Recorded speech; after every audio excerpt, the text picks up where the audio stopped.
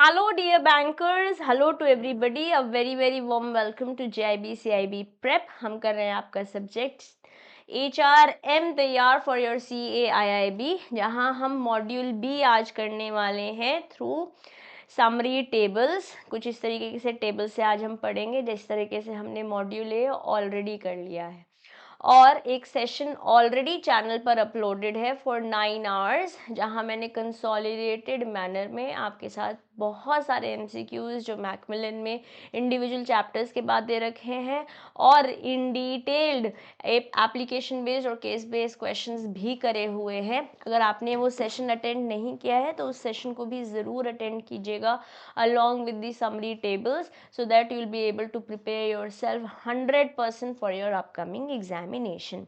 आपका module B में unit 6 से 10 आते हैं। आइए शुरू करते हैं यूनिट 6 के साथ। Unit 6 on your screen, let's get going. So basically आपका मॉड्यूल बी में यूनिट 6 बात करता है HR as a strategic player.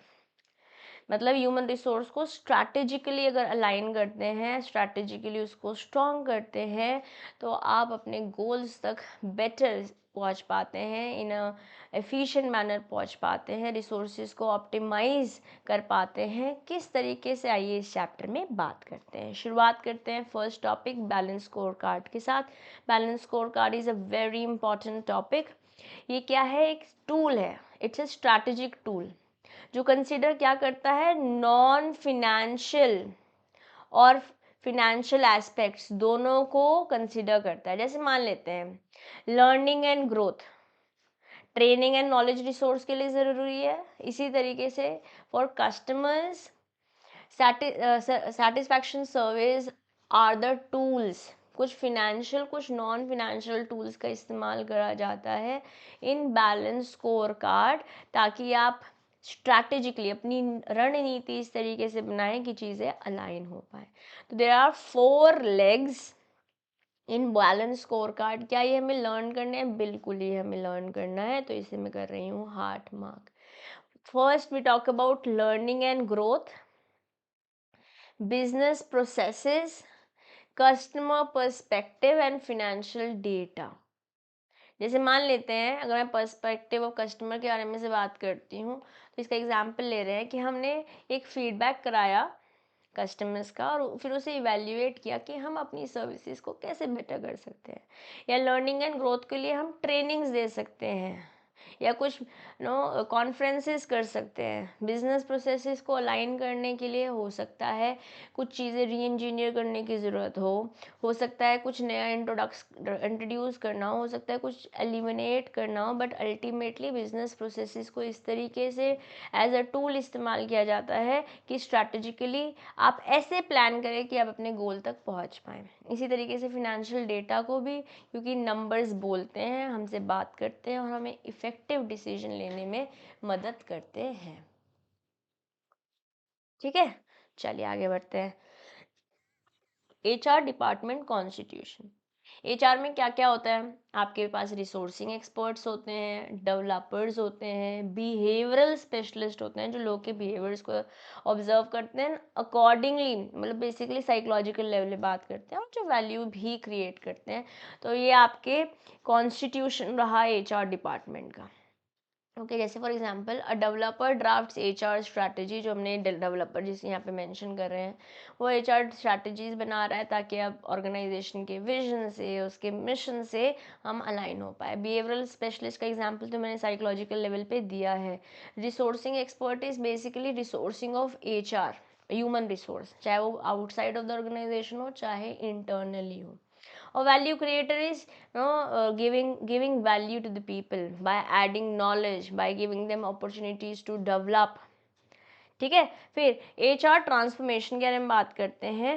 True transformation तब होती है जब आप किसी को वैल्यू दे रहे हो, या सबसे पहले तो वैल्यू को डिफाइन ही कर रहे हो और फिर HR सर्विसेज दे रहे हो। जैसे आपने इंट्रोड्यूस किया कुछ HR पोर्टल, जैसे मैं आपको बताती हूँ, द प्रीवियस ऑर्गेनाइजेशन और last 3 organisations that I have been working with, सब जगह प्रॉपर, क्योंकि it is all work from home since COVID happening, तो वहाँ पर अगर छुट्टी लेनी है, पहले आप अपने मेल को मैनेजर को मेल करो, फिर मैनेजर आपको ओके देगा, फिर आप अपनी शेड्यूलिंग टीम को मेल करोगे ताकि बच्चों तक पहुँच पाए। मतलब एक ही जना जो है 10 लोगों से कोऑर्डिनेट करेगा, या फिर एक जने को अगर बाई चांस कुछ कोई मिस हो जाता है तो सबको पता है कि छुट्टी है बट बच्चों को ही नहीं पता है छुट्टी है, या क्लास ही शेड्यूल नहीं हुई है जबकि छुट्टी नहीं होनी थी, ये what ever is the reason.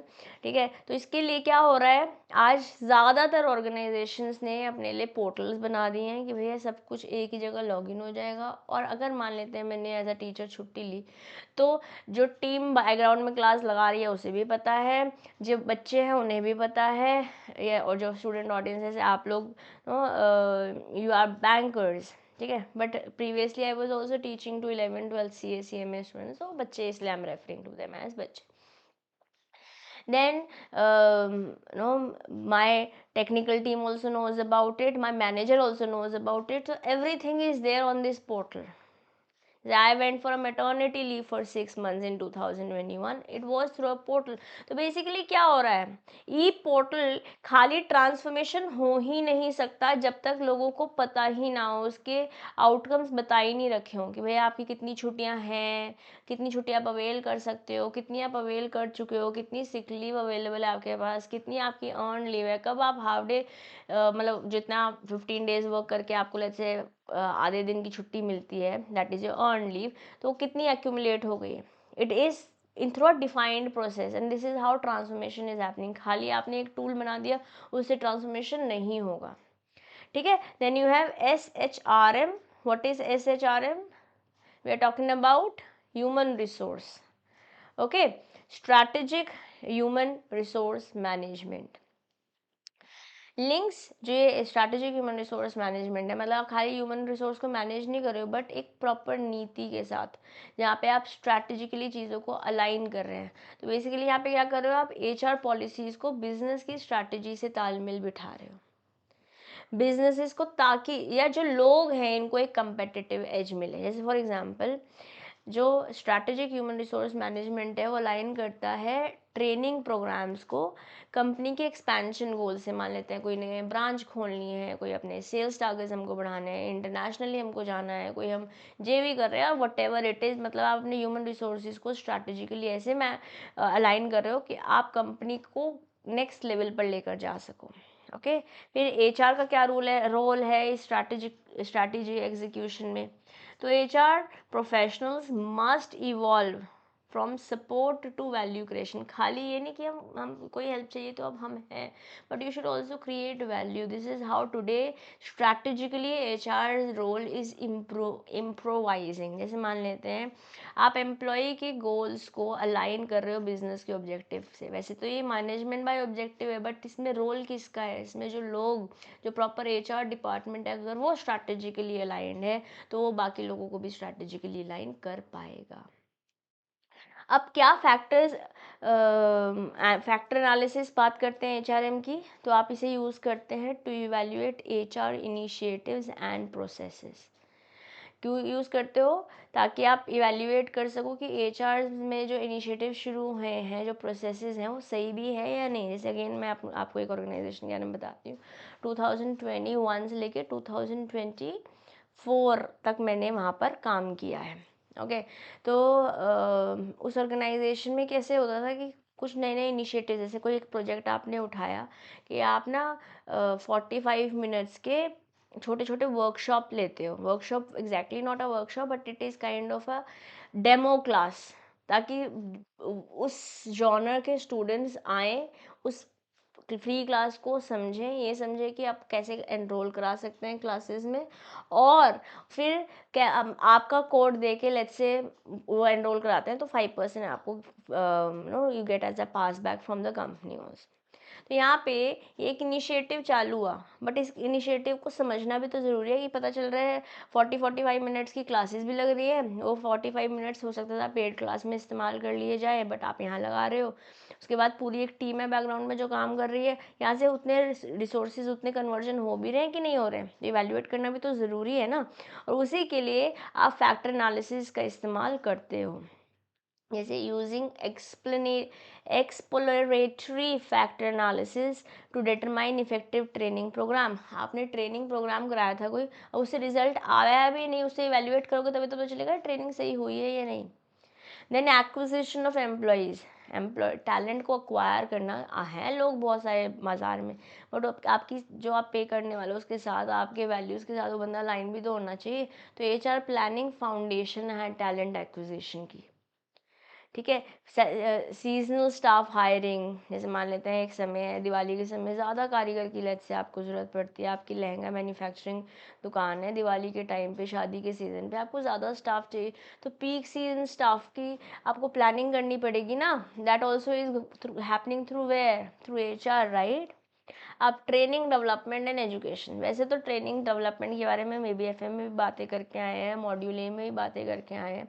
जब हम किसी पर्टिकुलर स्किल को सीख रहे हैं वो ट्रेनिंग है, जब ओवरऑल ग्रोथ की बात कर रहे हैं तो वो डेवलपमेंट है, बट जब मैं एजुकेशन के बारे में बात कर रही हूँ it is even broader learning. हम सब अपने आप को एजुकेट ही तो कर रहे हैं, इवन फॉर CIB।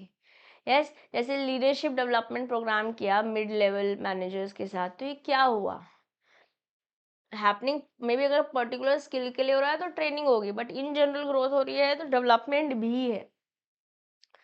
ठीक है, फिर हमारे पास परफॉर्मेंस मैनेजमेंट, वैसे तो इस पे हमारे पास एक डेडिकेटेड चैप्टर है जो आज ही पढ़ाऊंगी, मॉड्यूल बी में ही है, I think that's unit 10। Unit 9 और 10 थोड़े से डिटेल्ड है, यूनिट 9 थोड़ा ज़्यादा डिटेल्ड है, हमें वहाँ पे थोड़ा समय ज़्यादा लगेगा आज। ठीक है, फिर बात करते हैं परफॉर्मेंस मैनेजमेंट के बारे में। बेसिकली परफॉर्मेंस को मैनेज कर रहे हो जो लोग हैं, जो आपके ऑर्गेनाइजेशन में काम कर रहे हैं, उनको कॉन्टीन्यूस ग्रोथ देनी होगी। कॉन्टीन्यूस ग्रोथ एज इन अपने वर्क में उन्हें कॉन्टीन्यूसली बेटर करना पड़ेगा। तो उसके लिए पहले आपको बताना पड़ेगा कि हम आपसे एक्सपेक्ट क्या कर रहे हैं, ताकि वो एम्प्लॉय अपने आप को अलाइन कर पाए उस गोल के साथ। यस, लेट्स से आपने कुछ अप्रेजल मैट्रिक्स बता दी कि ऐसा है 30,000 पे आपकी फिक्स सैलरी है, बट उसके बाद अगर आपने 10,000 का सेल किया तो 1,000 मिलेंगे, 20,000 का सेल किया तो आपको 2,000 एक्स्ट्रा मिलेंगे। मतलब बेसिकली प्रोजेक्ट कंप्लीशन रेट्स के साथ आपने उनके टास्क को अलाइन कर दिया। ठीक है, रिवॉर्ड सिस्टम, रिवॉर्ड भी कहीं ना कहीं बिजनेस स्ट्रैटेजी से है ताकि लोग बेटर परफॉर्म करें। यस, कहीं ना कहीं हम सबको अच्छा लगता है, we are appreciated for the work that we are doing, even if it is a like button that you are pressing, isn't it. तो क्या है, incentives for achieving sales target is an example, ताकि आप और मेहनत करो और अच्छे से करो। ठीक है, अब लेवरेजिंग टेक्नोलॉजी एंड स्किल्स क्या है, जो नए जनरेशन के एम्प्लॉयज़ हैं वो डिमांड करते हैं आज चीज़ें टेक्नोलॉजी डिजिटाइज्ड हो, ताकि एफिशिएंसी भी बेटर हो सके और आप इनोवेशन भी ला सकें। जैसे कि जब आप एनालिटिक्स का इस्तेमाल कर रहे हो ताकि पर्सनलाइज कस्टमर एक्सपीरियंस क्रिएट हो सके, मतलब as per the requirement of your customers you are making things personalised और कस्टमाइज्ड। ठीक है, तो आप टेक्नोलॉजी का इस्तेमाल कर रहे हो, स्किल का इस्तेमाल कर रहे हो। Now, what are the steps to execute the strategy that we have been talking about, the human resource management strategy? Okay, तो सबसे पहले आपको देखना पड़ेगा खर्चा कितना होने वाला है, ये खर्चा करके बेनिफिट्स क्या होगा, और अल्टीमेटली रिटर्न ऑन इन्वेस्टमेंट कितना है। हाँ, आपने लगाए थे 100 रुपये, आए 101 रुपये, 1 रुपये के लिए मेहनत करना क्या वाजिब भी है? Do you think it is worth the time and money that you are putting? Yes, तो रिटर्न ऑन इन्वेस्टमेंट कैलकुलेट करने से कि आपने ऐसे मान लेते ट्रेनिंग में 10 लाख रुपए खर्च करे, तो क्या उतने या उससे ज़्यादा पैसे अगर उतने ही निकालने हैं तो कोई फ़ायदा नहीं है, बट अगर उससे ज़्यादा निकाल रहे हैं, प्रोडक्टिविटी इंप्रूवमेंट हुई है, then yes it is a good strategy that we implemented as a human resource manager. Yes, तो आज एचआर के काफ़ी नए रोल्स हैं, जैसे कोर पीपल रोल है, ऑर्गेनाइजेशनल वैल्यू रोल है, वैल्यू ऐड रोल है, बिजनेस ट्रांसफॉर्मेशन रोल है। जैसे मान लेते हैं एक एचआर है, उसने फैसिलिटेट किया मैनेजमेंट ड्यूरिंग मर्जर्स, दो कंपनी से वो मर्ज हो रही तो उससे में चेंज हुआ ना, यहाँ के लोग यहाँ से, यहाँ के लोग यहाँ से मैथ करने वाले हैं, तो यहाँ पे बेसिकली जो ट्रांसफॉर्मेशन हुआ है, बिजनेस रोल्स में ट्रांसफॉर्मेशन हुआ है, वहाँ पे एचआर हेल्प कर रहा है। तो क्या ये one of the new roles है जो आज ह्यूमन रिसोर्स मैनेजर्स को फॉलो करना पड़ता है? जी हाँ। कुछ और बातें करते हैं core people role, organisational role और बिजनेस ट्रांसफॉर्मेशन रोल्स के बारे में, क्योंकि यहाँ से प्रीवियस ईयर्स में क्वेश्चंस बने हैं दोस्त। ठीक है, और ये नोट्स मैं आपके साथ CMA दिशा दुआ टेलीग्राम ग्रुप पे शेयर कर दूंगी और JIB CIB प्रेप के ऑफिशियल टेलीग्राम ग्रुप पर भी। ओके, तो कोर पीपल रोल में जैसे आप सिलेक्ट कर रहे हो लोगों को, फिर उन्हें बता रहे हो कि आपसे हम क्या एक्सपेक्ट कर रहे हैं, कैसे करियर डेवलपमेंट हो सकता है, बेसिकली जो मोटी मोटी बातें आपने सिलेक्शन डायरेक्शन में करी है, that is core people role, लोगों से रिलेटेड रोल है basically. Okay, then organisational value added role, यहाँ पे जब HR human resource technology services इस तरीके से दी जा रही है कि एक ऐसा एनवायरनमेंट क्रिएट हो रहा है कि लोग के अंदर वैल्यू ऐड हो रही है, may be through learning, may be through training, may be through development, may be through consulting. ठीक है, बिजनेस ट्रांसफॉर्मेशन का तो ये बेस्ट एग्जांपल ऊपर स्क्रीन पे आपको दिखाई था during the time of merger, but then they are certain. Now this is a chart coming from Macmillan, it's a Macmillan chart from Macmillan I've taken this table. Okay, तो business transformation role में जैसे आपने flexible working culture बना दिया, HR के initiatives को business strategies के साथ अलाइन कर दिया, इम्प्लीमेंट किया organisational change and transition with ease, assets assess कर रहे हो कि आपने जो ह्यूमन कैपिटल में पैसे डाले हैं उसमें रिटर्न कितना आ रहा है ना। So this is all business transformation role. Should we spend some time here post the session? I recommend highly. Yes, important definitely है. Okay, now HR strategy formulation और implementation कैसे होता है, हमारी बुक में ही ये चार्ट दिया हुआ है। यहाँ बात हो रखी है कि कैसे स्ट्रैटेजी को फॉर्मुलेट करना चाहिए और इम्प्लीमेंट करना चाहिए। हमारे पास 7 स्टेप मॉडल है जिसमें आप HR को इस्तेमाल कर रहे हो as a strategy business asset. तो सबसे पहला बात है कि यहाँ पे आपको क्लैरिटी लेनी है, क्लैरिटी देनी है और आर्टिकुलेट करना है properly. We have to just दिमाग में कुछ है, मैं कुछ सोच रहा हूँ, नहीं। Now you have to pen it down, you have to put it in words कि हमारी स्ट्रैटेजी है क्या। फिर अलग अलग बिजनेस केसेस बनाओ कि आप ह्यूमन रिसोर्स को कैसे strategically as an asset use करने वाले जो आपको मुनाफा देगा। फिर एक स्ट्रैटेजी मैप बनाओ कंपनी के लिए, अपनी फर्म के लिए, कि आप next step, next course of action क्या होगा, ताकि जो आप गोल सोच रहे हो, आपको लग रहा है कि HR से वो हो जाएगा, वो कैसे होगा। ओके, बिजनेस इंडिकेटर्स कि आप लोगों से आगे हो या जो आपने सोचा था वो कर पा रहे हो या कहीं पीछे रह गए हो। फिर अल्टीमेटली रिजल्ट देखोगे, या तो वो टेंजेबल होगा या इनटेंजेबल होगा, या तो आप उसे देख पाओगे, छू पाओगे, मे बी एन एसेट और समथिंग, और it could be just something as management improvisation, that is not no something that you cannot touch, but आप उसे महसूस तो करोगे, intangible होगा वो। Then you identify HR deliverables with the strategy map, मतलब जो आपने सोचा था और अब आपने जो डिलीवर हुआ उसे आइडेंटिफाई कर रहे हो। ओके, देन अलाइन कर रहे हो HR की आर्किटेक्चर को HR डिलीवरेबल्स के साथ, HR का फंक्शन, HR का system, strategic employee behaviour. Okay, then you are designing the strategic measuring system, जैसे आपने कोई HR स्कोर कार्ड, जैसे हमने पीछे बैलेंस स्कोर कार्ड बना दिया, इस तरह से कुछ पैरामीटर्स बना दिए ताकि समझ में आए कि इतनी सारी जो आपने बातचीत करी, आपने सोचा कि मैं कुछ चाहता हूँ, उसे आर्टिकुलेट किया, लोगों को बताया, उस पर काम करना शुरू किया, अपने ह्यूमन रिसोर्सेज को इसमें डाला, अपने फंक्शन सिस्टम लेकर आए। अब आपको जानना पड़ेगा ना, असेस करना पड़ेगा कि आपने जो सब डाला है, जो इतने इनपुट्स लगाए हैं, पैसा लगाया है, रिसोर्सेज लगाए, वहाँ से आप रिटर्न भी पा रहे हैं या नहीं। And ultimately execute management by management. और पीरियोडिकली यहाँ पे टेस्ट करते रहेंगे कि जो आपने मैप बनाया था उसके साथ चीज़ें अलाइंड है, नहीं अलाइंड है, कुछ लैगिंग हो रहा है तो उस पर बेटर किया जा सके। अगर लीड कर रहे हो तो will have to continue with the same momentum. तो ये मार्को क्या लर्न करना है, लर्न करना is not an easy task, but क्या थोड़ा बहुत हमें पता होना चाहिए, बिल्कुल पता होना चाहिए। तो मैं आपको यहाँ पर लिख देती हूँ, इसे 1 से 2 बार रीड लगाइएगा। पोस्ट द सेशन, इसे 1 से 2 बार आप ज़रूर रीड लगाइएगा। ठीक है, चलिए with this unit 6 is done. आइए यूनिट 7 की ओर चलते हैं, जहाँ बात करते हैं सी यू एंड हिज और हर टीम, मैं आपको अगर रीसेंट अटेम्प्ट जुलाई 2024 अटेम्प्ट के बारे में बात बोलती हूँ तो काफ़ी क्वेश्चन हमारे को इस चैप्टर से दिखाई दिए, making this chapter an important chapter definitely. Okay, तो शुरुआत करते हैं इंट्रोडक्शन के साथ।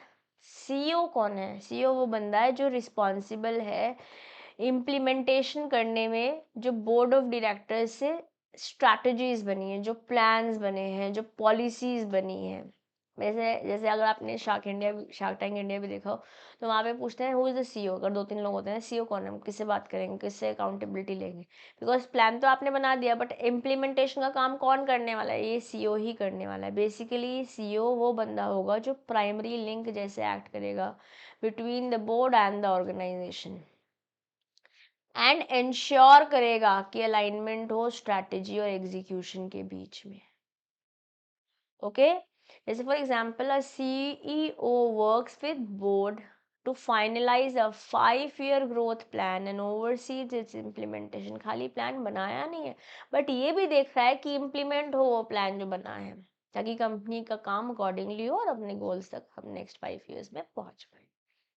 ओके, तो क्या क्या काम करता है, क्या रोल्स है, क्या रिस्पॉन्सिबिलिटीज हैं सीईओ की? स्ट्रैटेजिक लीडरशिप, बेसिकली जो स्ट्रैटेजी डेवलप हो रही है वो ऐसा नहीं है कि बस आपने बोल दिया और चलो कर दिया। You are making some plan, you are making some रणनीति, but then it has to align with the board, right? तो वो कंजंक्शन में होनी चाहिए बोर्ड के साथ। लिंक है ना, लिंक की जैसे ऐड कर रहे हैं। Then the next role that the CEO plays is of execution. चलिए अब आपने स्ट्रैटेजी बना दी है, अब एग्जीक्यूट करना पड़ेगा ना, शॉर्ट टर्म के लिए, लॉन्ग टर्म के लिए देखेगा सीईओ कि ढंग से इम्प्लीमेंट हुई है strategy. Then risk management. Okay, अगर कोई रिस्क है पहले तो इसे समझो, और अगर पता चल गया आपको तो उसको मिटिगेट भी करना पड़ेगा ना, कुछ इस तरीके से प्रॉब्लम सॉल्यूशन निकालने पड़ेंगे कि रिस्क को टेक केयर किया जा सके। देन इंटरनल कंट्रोल इंश्योर करना चाहिए सीईओ को, या इंश्योर करता है सीईओ कि इंटरनल सिस्टम जो है वो लीगल हो, एथिकल हो, ऑपरेशंस जो काम हो रहे हो वो एफिशिएंट हो। Plus liaison. What is liaison? Basically, when you are able to communicate effectively with the shareholders, people who are stakeholders but somehow outside of your organization, उनके साथ आप अच्छे से communicate कर पा रहे हो। कौन कर रहा है? सीईओ कर रहा है। जैसे चाहे वो शेयर होल्डर, तो उन्होंने पैसे डाल रखे हैं, इस बिजनेस के ओनर्स हैं, एम्प्लॉयज, जबकि इनसाइड ऑफ द ऑर्गेनाइजेशन है, but then they have to align with your mission, with your vision. पता चल रहा है मार्केट में आप एक स्टार्टअप और बहुत ज़्यादा न्यूज़ चल रही है कि ये कंपनी इसको अक्वायर करने वाली है, तो बताइए हमारा नेक्स्ट कोर्स ऑफ एक्शन क्या होगा, हमारे को जॉब मिलेगी भी कि हमारे को हटा दिया जाएगा, हमें कहीं और से ऑफर हमें जाना चाहिए नहीं। So basically employees need clarity on aspects like these. ठीक बात है। प्लस गवर्नमेंट अथॉरिटीज के साथ कम्युनिकेशन, इन जनरल पब्लिक के साथ रिलेशन, तो सीईओ को इंश्योर करना पड़ता है। जैसे for example, this is just an example, CEO ensure करेगा कि जो एक्सपेंडिचर है वो अप्रूव्ड बजट में रहे। पता चल रहा है इन्वेस्टर ने बजट लग दिया है आपको 5 लाख का और आप 10-10 लाख रुपए खर्च कर रहे हो, ठीक है। उसी के साथ साथ इंश्योर करेगा रिस्क है कितनी, उसको रिव्यू करेगा, हमारे पास मिटिगेटिंग मेजर्स हैं कि नहीं करेगा। एंगेज करेगा शेयर स्टेक होल्डर्स के साथ during shareholder meeting and all. तो all of these are the works और द रिस्पॉन्सिबिलिटीज, और we can also say the role that a CEO plays. Okay, now let's talk about CEO and talent management. So basically CEO बताता है या काफ़ी समय देता है, डेडिकेट करता है, लगभग 20% से ज़्यादा समय टैलेंट मैनेजमेंट पे ही सीईओ अपना समय देता है। Okay, recognising its role in organisational success, क्योंकि ये समझ आता है सीईओ को कि अगर जो टैलेंट है, जो लोग हैं, वो ढंग से मैनेज नहीं किए जाएंगे, then it is definitely going to create a hiccup in the organisation. तो सीईओ को समझ में आता है कि टैलेंट मैनेजमेंट इंपॉर्टेंट है, इसलिए लगभग 20+ % ऑफ टाइम स्पेंड करता है सीईओ किस पे? टैलेंट मैनेजमेंट पे। फोकस करता है कि मेंटरिंग हो, है ना, टैलेंट प्रमोट किया जाए through development programs by working on the people who are giving their best maybe. Yes, तो कहीं ना कहीं बैलेंस करता है रिजल्ट को with long term organisational health. ऐसा ना हो कि just for the time being और long sustainably process of improvement and growth continues to happen.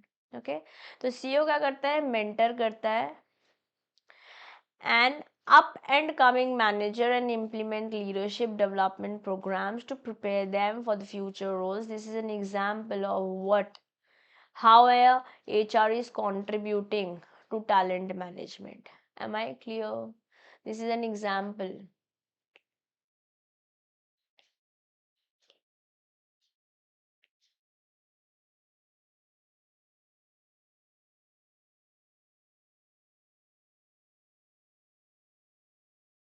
Okay, let's now go to next. Key features of CEO led talent management. अगर CEO, जैसे हमने वाला example दिया कि सीईओ कर रहा है, मतलब CEO is taking active participation, spending good time in talent management, talent acquisition, तो अगर ऐसे कोई सीईओ करता है तो वहाँ पर क्या फीचर्स दिख रहे हैं हमको? हाँ, so what are the things that we are able to see in scenarios, in a scenario where CEO is taking a good role or it is all CEO led.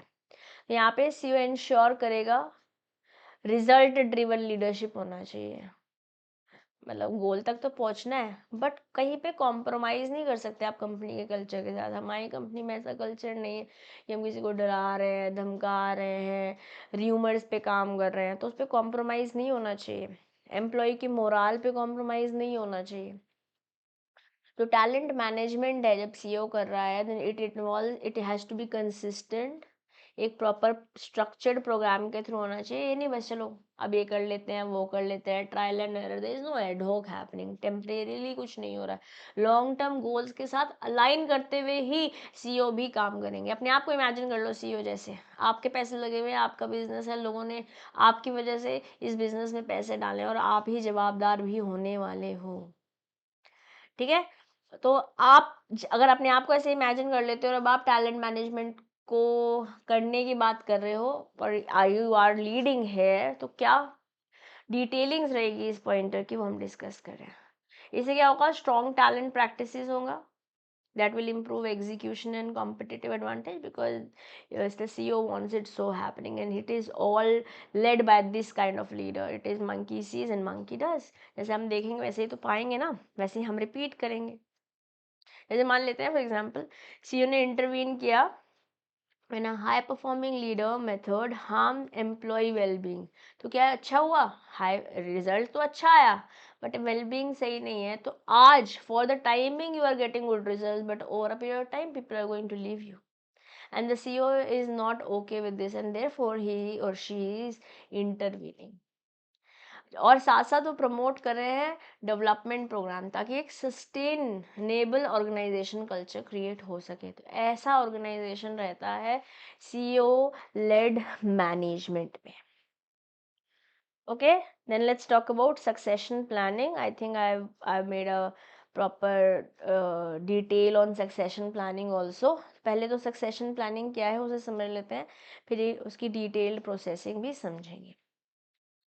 Succession planning मतलब जैसे for example अभी मैं I am the leader, जैसे हमने रतन टाटा जी के case में देखा है कि अब अगर मैं नहीं रहूँगा then who is going to take it over.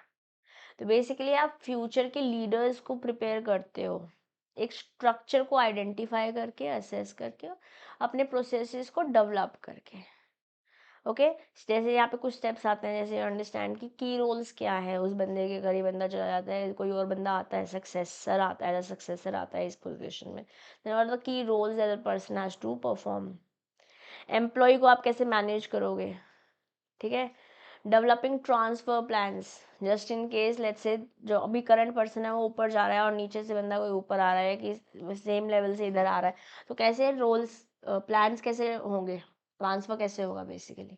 और इफेक्टिवनेस भी इवेल्युएट करने से, फॉर एग्जांपल एक कंपनी है उसने आइडेंटिफाई किया क्रिटिकल लीडरशिप रोल, ओके, फिर उसे असेस किया कि कौन कौन कैंडिडेट्स रेडी है इस रोल को निभाने के लिए, और फिर अकॉर्डिंगली ट्रेनिंग भी दी जा रही है कि अगर कोई कमी है जिसको सुधारा जा सकता है, जिसे ब्रिज अप किया जा सकता है, उस बंदे को उसकी ट्रेनिंग भी दी जा रही है. This is what is happening in succession planning. Okay, so let's see what are the steps here. what are the steps here. सबसे पहले यू आइडेंटिफाई कि वो पोजीशन पे, जैसे मान लेते हैं एक वाइस प्रेसिडेंट का रोल खाली है, वो क्योंकि वो प्रेसिडेंट होने वाला है या दूसरे डिपार्टमेंट में जाने वाला है या मुझे ओवरसीज भेजना है, तो वो पोजीशन में कोई आने वाला है, तो आपने उस एरिया, उस पोजीशन की एरियाज, की रिस्पॉन्सिबिलिटी एरियाज या की एरियाज समझे. ठीक है, फिर फोकस किया कि वो रोल क्यों इम्पोर्टेंट है, स्ट्रैटेजिकली कैसे अलाइन करता है. ठीक है, फिर आपने देखा कि वो बिजनेस गोल से कैसे अलाइन करेगा, हाईलाइट करिए उस पोजीशन को. अगर वेकेंट है, अगर वेकेंट रहती है, लेट्स से वीपी कोई नहीं होता है, तो ऑर्गेनाइजेशन का हेल्थ कैसे इम्पैक्ट होगा इस पे, सेफ्टी सिक्योरिटी कैसे होगा. जैसे फॉर एग्जांपल आपने रिकग्नाइज किया कि सीएफओ रोल जो है इम्पोर्टेंट है फाइनेंशियल स्ट्रैटेजी के लिए या कंप्लायंस करने के लिए, तो आपने हाईलाइट किया सेफ्टी ऑफिसर्स रोल, या फिर आपने हाईलाइट किया safety officers role as vital for ensuring workplace safety. What is this happening, you have understood that this is a key area, and if somebody leaves this area we need a replacement, we need a successor here. है ना, कई बंदा जो है क्यों important है पहले आपने जाना. फिर समझा कि क्या कैपेबिलिटीज हैं फॉर की एरियाज पोजीशन, जैसे आपने जाना क्या नॉलेज चाहिए, क्या स्किल चाहिए, क्या एबिलिटीज चाहिए, कि जो आपने बंदे को देखा है कि ये बंदा सीएफओ या एचआर में या टेक्नोलॉजी में कोई बंदा या सेफ्टी ऑफिसर में बंदा काम कर रहा है, तो उसको आना क्या क्या चाहिए, क्या कॉम्पिटेंसीज उसमें होनी चाहिए. ठीक है, फिर उसके बारे में ही देखो, अगर मेरे को सीएफओ चाहिए तो उसे फिनेंशियल नॉलेज होनी चाहिए, इतना ईयर एक्सपीरियंस होना चाहिए. कोई सिचुएशन टफ आती है तो this is a soft skill that I am looking. ठीक है, आपने बेसिकली कम्युनिकेट कर दिया कि उस एम्प्लॉय में आपको चाहिए क्या. ओके, जैसे identifying financial planning expertise and leadership skills, अगर कोई सीएफओ के रोल के लिए आ रहा है तो कम्युनिकेट की रिस्पॉन्सिबिलिटी है की capability to potential candidates internally, वह ये हमको ऐसा बंदा चाहिए. Okay, next is identify interested employees and assess them against capabilities. आपने देखा कि देखो ये एक इम्पॉर्टेंट रोल है, इस इम्पोर्टेंट रोल में होने के लिए आपके अंदर क्या क्या होना चाहिए. अब कौन कौन ऐसे लोग हैं जो इस पोजीशन को में सूटेबली आ सकते हैं. ठीक है, तो आपने बेसिकली डिटरमाइन किया ऐसे लोगों को जो इंटरेस्टेड भी है और केपेबल भी है उस पोजीशन में आने के लिए. ठीक है, तो उनके साथ आप करियर डिस्कशंस करोगे, असेस करोगे कि वो बंदा रेडी भी है या नहीं, बस ऊपर ऊपर से बातचीत हो रही है. ओके, तो आगे आपने पूल बनाया कि पोजीशन में कौन कौन आ सकता है. जैसे मान लेते हैं कोई पोटेंशियल है सीएफओ का रोल करने के लिए, कोई सीनियर मैनेजर था, या आपने लैंग्वेज स्किल्स देखी उस बंदे की जो कम्युनिकेशन में है, पता चला खाली इंग्लिश आती है, क्योंकि बहुत सारे लोगों को इंग्लिश नहीं आती है, तो आगे लोकल लैंग्वेज आनी चाहिए, एटलीस्ट हिंदी आनी चाहिए फॉर एग्जाम्पल. ओके, अब आपने डेवलप किया और इम्प्लीमेंट किया succession and knowledge transfer plans. Let's say the previous CFO is living, तो अब जो नया आने वाला है तो उसे केटी देनी पड़ेगी ना, नॉलेज ट्रांसफर करना पड़ेगा. ऐसी नीति बनानी पड़ेगी, ऐसी स्ट्रैटेजीज क्रिएट करनी पड़ेगी कि एम्प्लॉय डेवलपमेंट हो पाए, और जब बंदा छोड़ के जा रहा है, नया बंदा आ रहा है, वो अलाइन हो पाए उस रोल से. पता चल रहा है जो नया बंदा, पुराना तो चला गया, बढ़िया चल रहा था, बट वो पुराना चला गया, अब नया जब आ रहा है तो बिजनेस समझने में उसको बहुत टाइम लग जा रहा है. That should also not happen, right. You want things to be seamless, तो पुराना बंदा नए बंदे को पहले ट्रांसफर करेगा नॉलेज, ताकि फ्यूचर लीडर रेडी हो सके. ठीक है, जैसे for example you define, know what are the basically action happening here. Define training and development opportunities, link करोगे एम्प्लॉय लर्निंग प्लान्स को जो उस बंदे से रिक्वायर्ड है. मान लेते हैं सीएफओ है तो उससे क्या रिक्वायर्ड है उस बारे में उसे पता होना चाहिए ना. Encourage employees to document and share knowledge, पुराना जा रहा है, जो नया आ रहा है उसको नॉलेज ट्रांसफर देनी पड़ेगी. Yes, for example, facilitating leadership training for potential CFO successors, facilitating knowledge sharing session where outgoing leaders mentor their successors. कि अब आप मेरी जगह पे आने वाले हो तो मैं आपको सिखा देता हूँ, ये प्रॉब्लम्स आती है, ये मंथली रिपोर्ट्स आती हैं, ये हिकअप्स आ जाते हैं, इस हिकअप को सॉल्व करने के लिए ये हमने एक तरीका निकाल रखा है. All of that knowledge transfer will also have to happen. Then you evaluate the effectiveness, आप मॉनिटर करोगे, रिव्यू करोगे कि आपने जो बंदा लेकर आए हो, सक्सेशन प्लानिंग कर रहे हो, जो एफर्ट्स लगाए हैं वो आपके गोल्स तक पहुंचाने में आपकी मदद भी कर रहे हैं कि नहीं. Yes, so you confirm plans in place for all critical roles, जो सब important roles हैं. Ensure करो कि क्विक एंड इफेक्टिव फिलिंग हो उन रोल्स की, अगर खाली है वो रोल्स और सक्सेशन प्लानिंग होनी है. और फिर रिप्रेजेंटेशन को जो आपने पूल बनाया है कि ये लोग आ सकते हैं CFO की पोजीशन में या इंटरनल कम्युनिकेटर की पोजीशन में, उनके रिप्रेजेंटेटिव्स को ट्रैक करो. Okay, this for example measuring the success of new CFOs transition through performance, जो कर रहा है वो सही भी कर रहा है कि नहीं.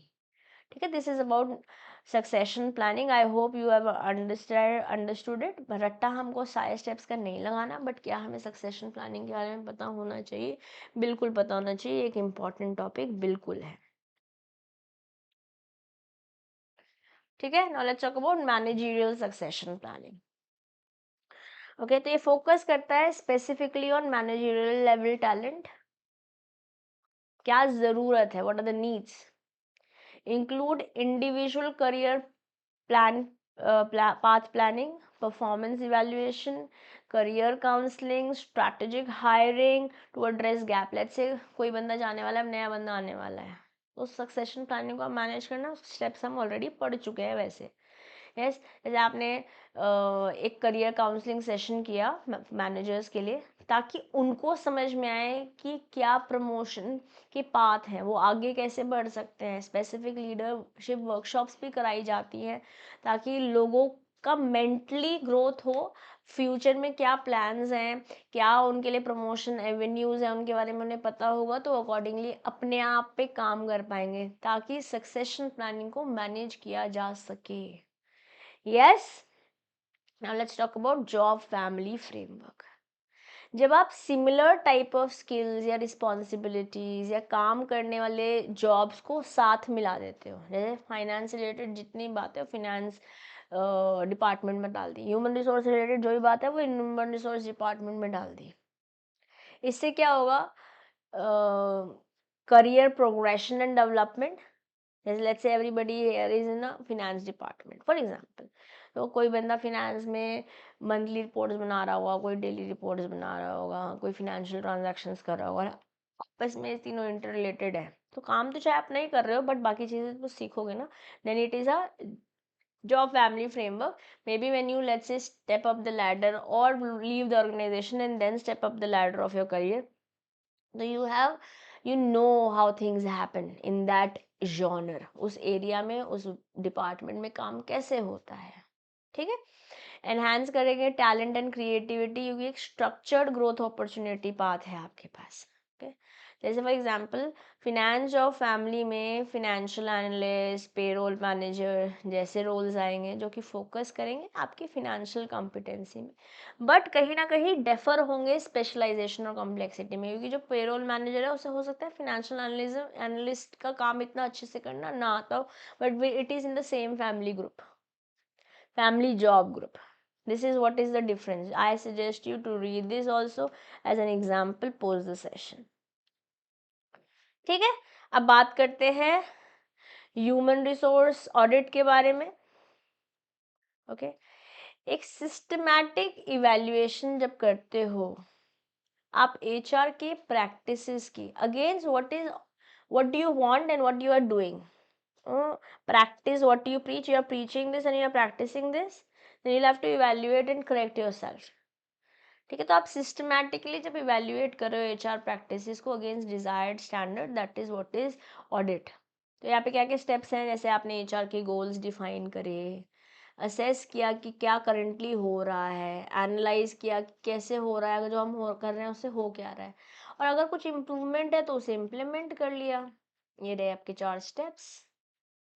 ओके, इससे क्या होगा, HR तो सपोर्ट होगा ही, उसी के साथ साथ आपकी ऑर्गेनाइजेशन की एफिशिएंसी भी बढ़ेगी. जब आप HR ऑडिट करते हो तो आपको ये समझ में आता है कि क्या पुरानी बातें हैं जिन्हें हम हटा देना चाहिए. मान लेते हैं आप किसी पुराने तरीके से लोगों को रिक्रूट कर रहे थे, you need to remove it, right. Maybe आपको डिजिटल ऑनबोर्डिंग करने की हर बारी किसी बंदे को पुणे ही बुलाना बहुत डिफिकल्ट है भाई, ऑनलाइन कराओ इनकी ट्रेनिंग, पैसा, रिसोर्सेज, सब कुछ लगता है, टाइम भी लगता है, ठीक है। Then what are the objectives of HR audit? HR audit करने से होगा क्या? एचआर के रोल्स क्लैरिफाई हो पाएंगे, उनकी रिस्पॉन्सिबिलिटी समझ आ पाएगी, एक एटलीस्ट बेस लाइन क्रिएट हो पाएगी, क्या बेटर किया जा सकता है वो समझ आ पाएगा, और आप एचआर फंक्शन को स्ट्रैटेजिक गोल्स के साथ ज़्यादा अच्छे से डिफाइन कर पाओगे। जैसे फॉर एग्जांपल जब आपने एचआर ऑडिट किया तो आपको ये पता चला कि एम्प्लॉय एंगेजमेंट प्रैक्टिसेस को हमें बेटर करने की ज़रूरत है, या आपने एक टारगेट सेट किया to increase employee satisfaction score by 15% in with in 2 years। How is it happening? Through HR audit. तभी तो आपको पता ऑडिट करने से बेसिकली ये पता चलता है कि अच्छा हो रहा है, क्या अच्छा नहीं हो रहा है, जो अच्छा नहीं हो रहा है उसे बेटर कैसे किया जा रहा है, और जो अच्छा हो रहा है तो उसको हमको कंटिन्यू करते रहना है, ठीक है। This was about objectives of HR audit, and I also told you about the detailings of succession planning process. Am I clear to everybody? Any questions, any doubts? 2 units already कर चुके हैं, I think it is just half an hour that we have spent, 40 minutes, है ना, 40 minute में हम already 2 units कर चुके हैं। यूनिट 8 भी बहुत समय नहीं लेगा, बट यूनिट 9 काफ़ी समय लेगा हमारा, तो चलिए यूनिट 8 कर लेते हैं एक बार। A moment, guys.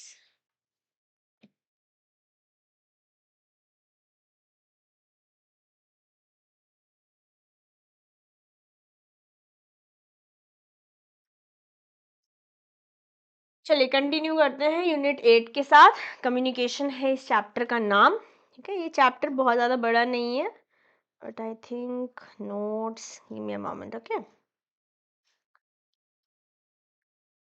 ओके, यहीं पे है। यहाँ पे एक चार्ट नहीं दिख रहा है मुझे, तो I will show it you in to you in the book, from the book, Macmillan की किताब से दिखा दूंगी मैं आपको। अभी यहाँ पे देखते हैं कम्युनिकेशन क्या है। कम्युनिकेशन एक वर्ड है जो कि लैटिन वर्ड से ओरिजिन हुआ है। वो लैटिन वर्ड का नाम है कम्युनिको, इसका मतलब होता है टू शेयर, एंड कम्युनिस जिसका मतलब होता है कॉमन। तो एग्जाम में क्या यहाँ से क्वेश्चन पूछा जा सकता है? बिल्कुल इम्पॉर्टेंट है, ठीक है। जैसे for example sharing project goals, communication ही तो कर रहे हो आप, ताकि इंश्योर करा जा सके कि सब लोग सेम पेज पे है। कम्युनिकेशन में होता क्या है, आप अपने भावनाएं, अपनी धारणाएं, अपने फैक्ट्स, फिगर्स, इमोशंस को वर्ड्स में बता पाते हैं। Even if it is not verbal, it could be non verbal communication, maybe through your raised eyebrows, और maybe just crossing your arms. इससे क्या हो रहा है, आप कम्युनिकेट कर रहे हो, अपने अपने इमोशंस को ट्रांसफर कर पा रहे हो। तो ऑर्गेनाइजेशनल कम्युनिकेशन क्या है? एक ऐसी स्टडी है जिससे आप सिंबल्स, मैसेज, मीडिया या इंटरेक्शन करते हो एक ऑर्गेनाइजेशन के अंदर। Early research assumed humans act rationally in organizations are mechanical। सोच समझ के करते हैं लोग, एटलीस्ट ऑर्गेनाइजेशन में तो बिहेव, ठीक है। Using persuasive campaign to boost employee morale or promote organizational changes is also an example of organizational communication। जैसे मान लेते हैं कोई सैटरडे संडे कुछ आउटिंग पे लेके जा रहे हैं, या फिर कोई क्रिकेट का आपने क्या बोलते हैं, क्रिकेट के कुछ इवेंट्स ऑर्गेनाइज कर दिए।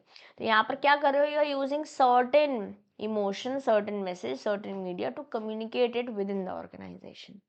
अब की थियरीज क्या है, हमें पीटर सेंगे ने इंट्रोड्यूस किया लर्निंग ऑर्गेनाइजेशन थियरी से, सिस्टम थिंकिंग कंसेप्ट से, ठीक है। इसके बारे में और बातें करेंगे मॉड्यूल सी के अंदर, बट अभी जितनी बातें आ रही हैं वो साथ साथ लेते चलते हैं। वैसे तो पीटर सेंगे के लर्निंग ऑर्गेनाइजेशन के बारे में आप ABFM में भी पढ़कर आए हैं, और मैं आपके साथ जो 9 आवर्स का एग्जाम सेशन करके आई हूँ, मैंने वहाँ पे भी आपके साथ क्वेश्चंस करे हैं, ठीक है।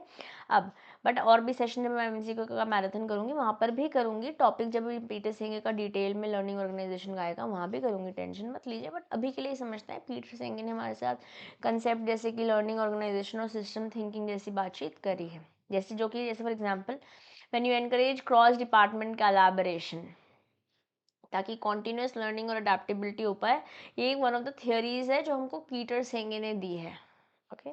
देन कम्युनिकेशन के अप्रोच क्या हो सकते हैं? फॉर्मल अप्रोच हो सकता है, इनफॉर्मल अप्रोच हो सकता है, अपवर्ड अप्रोच हो सकता है, डाउनवर्ड अप्रोच हो सकता है। फॉर्मल जबकि ऑफिशियल चैनल का इस्तेमाल कर रहे हो, नो, एक मैनेजर ने, एसोसिएट मैनेजर ने मैनेजर से, मैनेजर ने वीपी से, वीपी ने प्रेसिडेंट से, प्रेसिडेंट ने सीईओ से, एक ऑफिशियल चैनल से बातचीत चल रही है। ठीक है, इनफॉर्मल में कोई भी कहीं पे भी कैसे भी बात कर रहा है।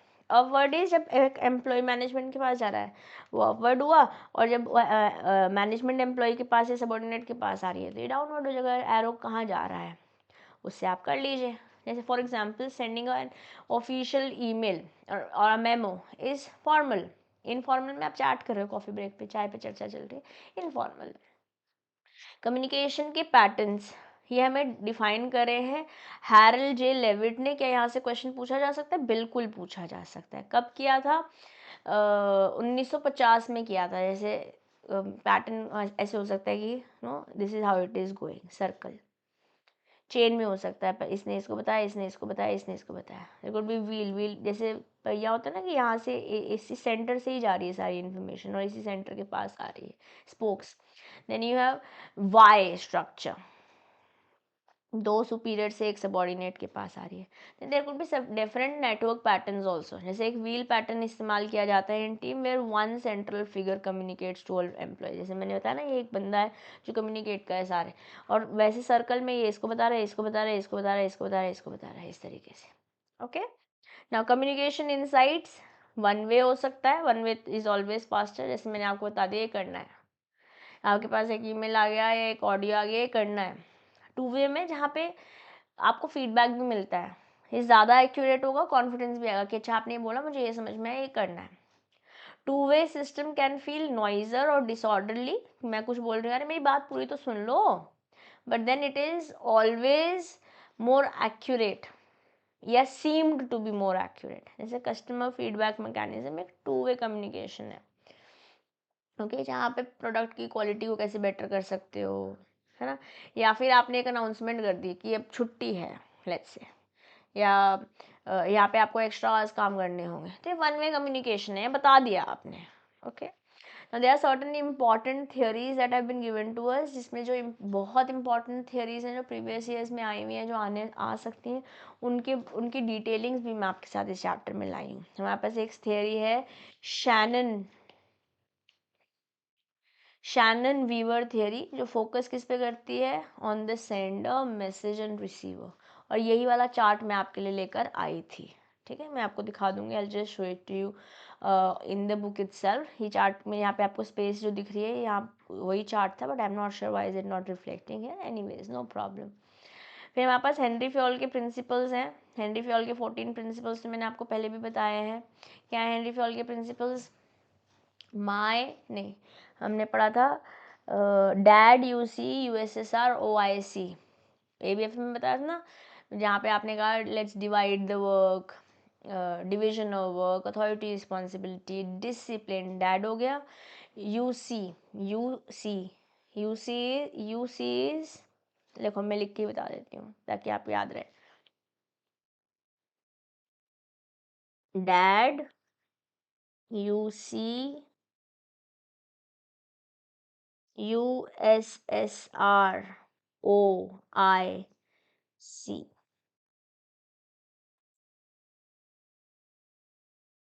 ठीक है,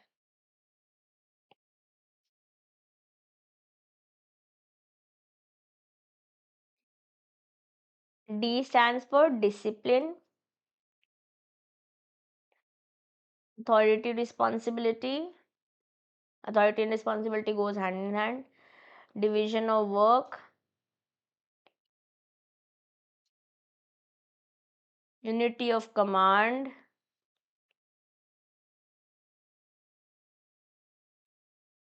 centralization, decentralization.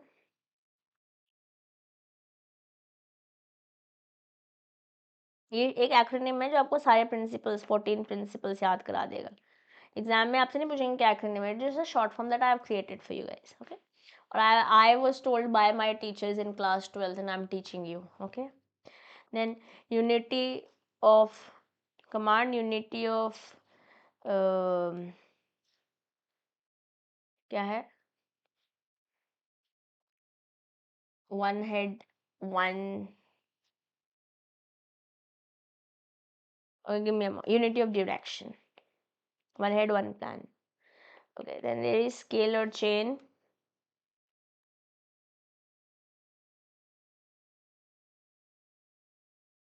Subordination of individual interest to general interest, मतलब ऑर्गेनाइजेशन का इंटरेस्ट ऊपर है, इंडिविजुअल का इंटरेस्ट नीचे है. Then you have remuneration. Remuneration is जो पैसे आपको मिलने वाले हैं for the work that you are putting. ठीक है. देन ऑर्डर, इनिशिएटिव, ऑर्गेनाइजेशन में आपको इनिशिएटिव्स प्रमोट करने हैं. स्टेबिलिटी ऑफ पर्सोनल, ये ना हो कि आज ऑर्गेनाइजेशन में लोग आए 2-3 महीने आप उनको टाइम दो, सिखाओ और फिर वो कहे बाय टाटा see you. Then equity, equity मतलब सबको बराबर से देखेंगे. एंड देन एस्पेरिडी कॉर्प, लिखते हैं स्पिरिट है, बोलते हैं एस्पेरिडी कॉर्प से, बोलते हैं एस्पेरिडी कॉर्प है, लिखते हैं स्पिरिट डी कॉर्प से. इसे ऐसे याद कर सकते हैं, team spirit. Okay. Discipline promote करते हैं, ऐसे फॉर एग्जांपल जैसे डब्बा वालाज हैं, उन्होंने बोला है कि नो पान नो गुटखा, सर पे जो है टोपी लगेंगे, वाइट कलर की यूनिफॉर्म है. दिस इज डिसिप्लिन, है ना. अथॉरिटी रिस्पॉन्सिबिलिटी, अथॉरिटी के साथ रिस्पॉन्सिबिलिटी, रिस्पॉन्सिबिलिटी के साथ अथॉरिटी आती है. It can not be only one thing happening. काम को डिवाइड करना पड़ेगा, ऐसा नहीं किसी एक बंदे के पास बहुत सारा है, किसी के पास है ही नहीं. यूनिटी ऑफ कमांड, सबका मालिक एक. पता चल रहा है एक बंदे को 10 लोगों से ऑर्डर मिल रहा है, ये बोल रहा है ये काम को ऐसे करना है, ये बोल रहा है ये वाले ही काम को ऐसे करना है. भैया मैं किस किस की बात सुनूं, मैं किस किस से प्यार करूं. सेंट्रलाइजेशन, डिसेंट्रलाइजेशन एक ऐसा कंसेप्ट है जब चीज़ें एक बंदे से ही आ रही है और उसी के पास जा रही है. सेंट्रलाइजेशन. डिसेंट्रलाइजेशन जब अथॉरिटी पावर नीचे वाले लोगों को भी दे दे रहे हैं तो it is decentralisation. Okay, then you have unity of direction. Unity of direction talks about one head one plan. ऐसे चल रहा है, जिस दिशा में जा रहे हैं एक ही दिशा में, पता चल रहा है आधे यहाँ जा रहे हैं, आधे यहाँ जा रहे हैं, बाकी मेरे पीछे आ रहा है, कोई बचा ही नहीं किसके पीछे आएंगे. Scalar chain is when you follow a chain of command. Okay. Subordination of individual interest to general interest बोले तो जब आप ऑर्गेनाइजेशन के इंटरेस्ट को ऊपर रखते हो. Remuneration is the payment. Order is हर चीज़, जो चीज़ जहाँ होनी चाहिए वो वहीं पर है. इनिशिएटिव, क्योंकि जब लोग अपना आप कुछ करते हैं, कुछ इनिशिएटिव लेकर आते हैं तो उसमें बेस्ट देने की कोशिश करते हैं at least. Equity is when you treat everybody equally irrespective of caste, creed, gender, etc. Stability of personnel is that you do not want people to leave like continuously, they should be stable. And Asperity Corp is the team spirit. तो Henry fall ने हमको ये 14 principles of management दिए हैं. Okay. This is what is Henry fall.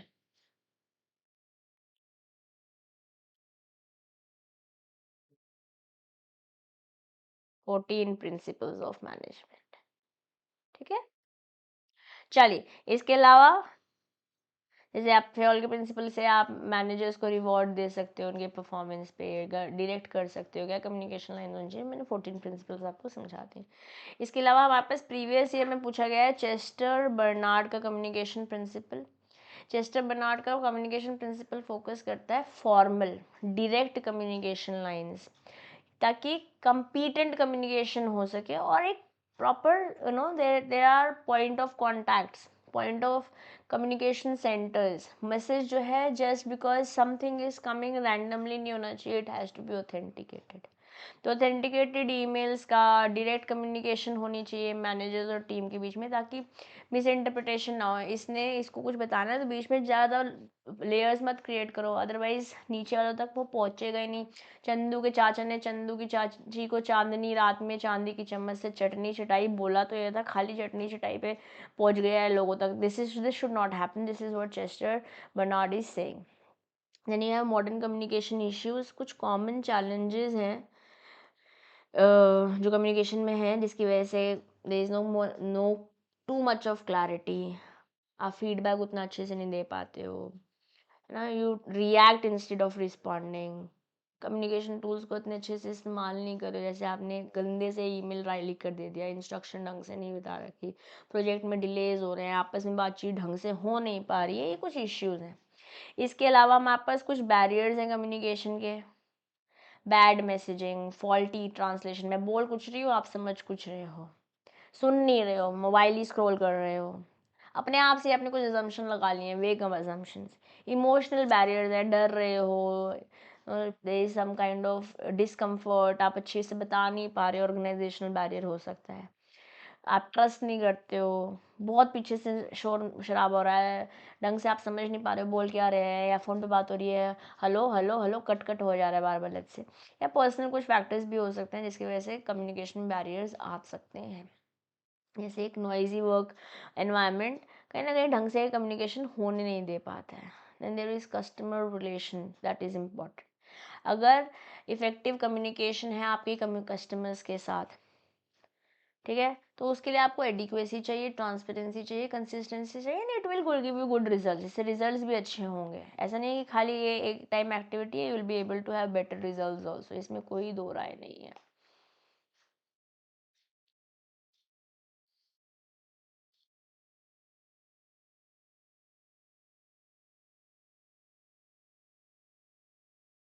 ठीक है ना। जैसे मान लेते हैं जब रेगुलरली आप कस्टमर्स को अपडेट करते हो स्टेटस पे, कंसिस्टेंट कम्युनिकेशन चैनल्स लेते हो, तो आपको आपके एज ए कंपनी आपका ट्रस्ट बढ़ता है लोगों में, और लॉयल्टी भी रहती है, they will come back to you only then. Okay, and there are certain steps for effective communication. जैसे आपको you need to have strong communication skills, and it is not only about speaking but also listening, questioning, sharing feedbacks. Individuals को responsibility लेनी चाहिए to clarify misunderstanding, कुछ यहाँ पे gap है, can you please help me understand this better. Okay, so employees ask for clarification during meetings, or let's say providing constructive feedback for unclear processes to enhance overall organization communication. These are the examples for effective communication. Okay, इसके अलावा जो topic Shannon का viewer model है मैं आपके साथ share करना चाहूँगी। Give me a moment, let me just bring it for you.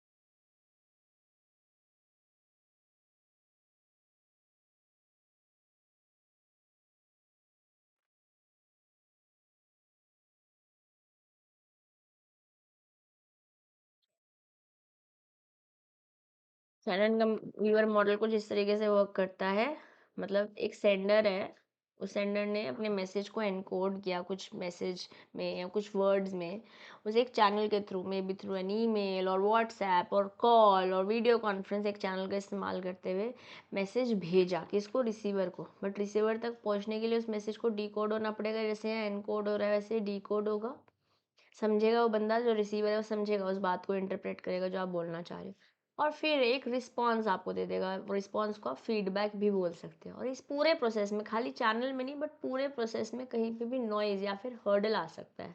जैसे आप फ़ोन कर रहे हो, पहले तो फ़ोन ही नहीं जा रहा है लेट्स से, फिर चला गया तो हेलो हेलो ऐसे चल रही है बात, ठीक है, या आपने बोला कुछ और था, सामने वाले को समझ कुछ हो रहा है, तो हर्डल तो कहीं पे भी आ सकता है। And this is what is noise. तो sender, encoder, channel, decoder, receiver and feedback, and noise can be anywhere. This is the process that has been given to us as communication process by whom? By Shannon Weaver. Shannon and Weaver model of communication इस तरीके से work करता है। I want you guys to take a screenshot of this, क्योंकि ये screenshot यहाँ पे मैंने इंक्लूड किया था। When I show you the notes I have included it, but it is somehow not coming in here. Let me just quickly show it.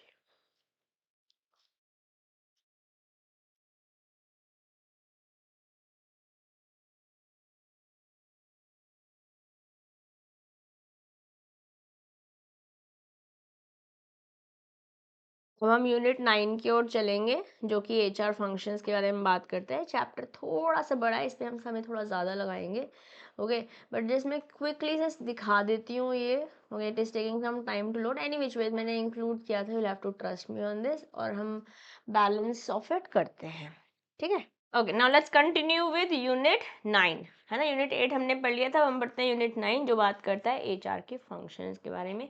ये सबसे बड़ा यूनिट मैं बोल सकती हूँ पूरे मॉड्यूल बी का, है ना। देखो ये पूरा चल रहा है मॉड्यूल बी का, ये वाला ही चैप्टर यहाँ खत्म हुआ परफॉर्मेंस मैनेजमेंट पे, ठीक है। तो चलिए थोड़ा हम यहाँ पे स्पीड पकड़ेंगे और 9th यूनिट एचआर फंक्शंस पढ़ना शुरू करेंगे।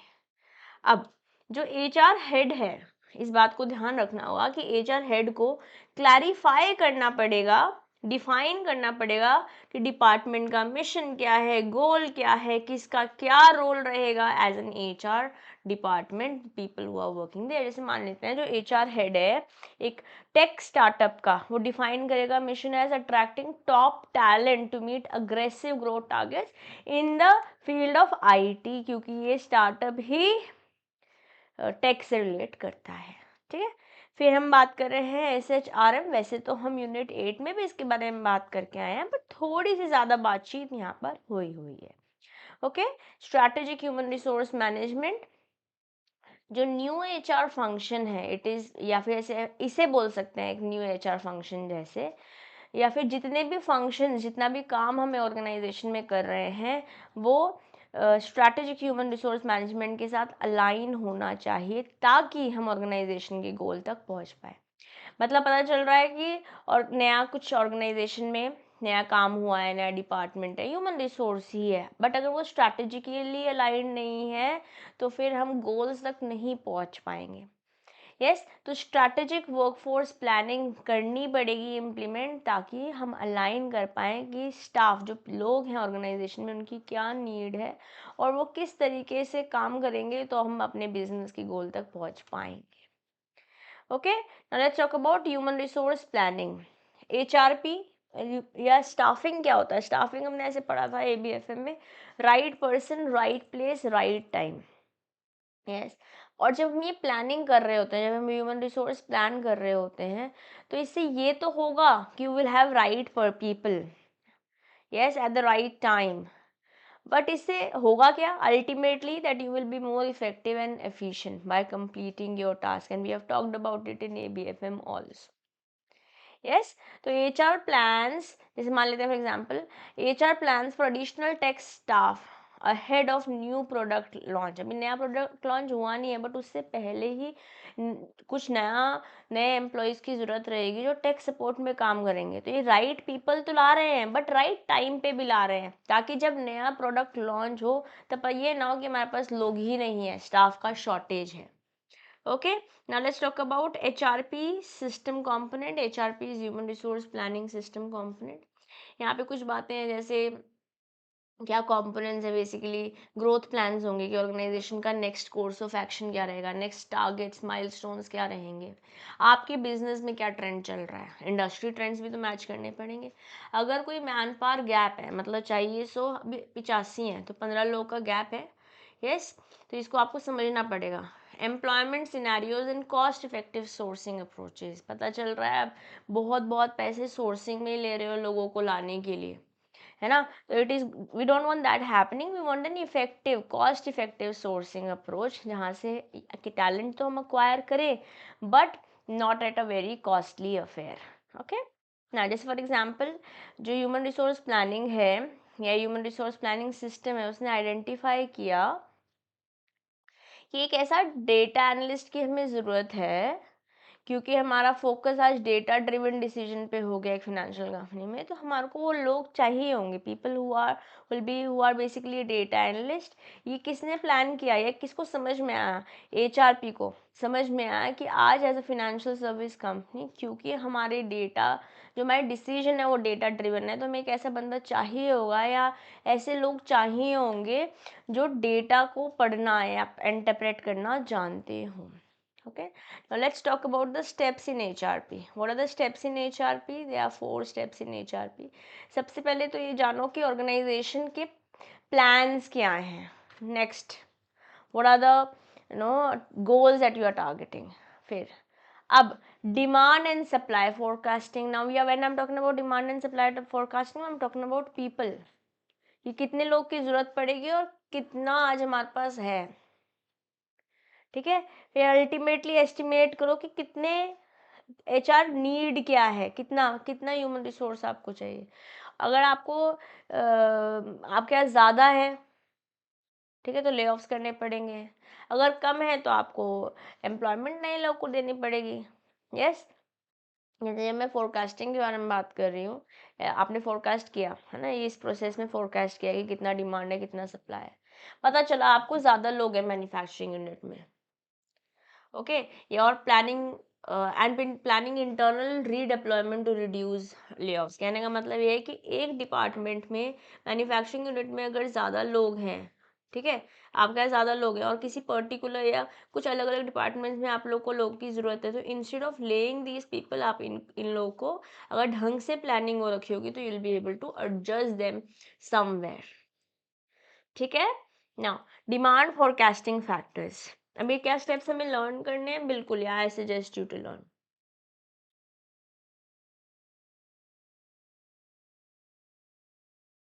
आई suggest you to learn. Okay, now let's talk about demand forecasting factors. ये दो हैं, इंटरनल है हमारे पास और एक्सटर्नल है। इंटरनल मतलब जो ऑर्गेनाइजेशन के अंदर है, इससे आपको समझ में आएगा कितने लोग रहते हैं, कितने निकल जाते हैं, नए प्रोडक्ट्स हम मार्केट में क्या ला रहे हैं, हमारा बजट क्या है, बिजनेस कितना प्रोजेक्ट कर रहा है, क्योंकि ज़्यादा आने वाले समय में हमारे को ज़्यादा बिजनेस आने वाला है तो हमें ज़्यादा लोग भी तो चाहिए होंगे ना। But let's say lean business चल रहा है इस समय, या आने वाले समय में लीन बिजनेस होने वाला, तो अगर ज़्यादा लोग अभी नहीं भी होंगे तो चलेगा, we will plan when needed.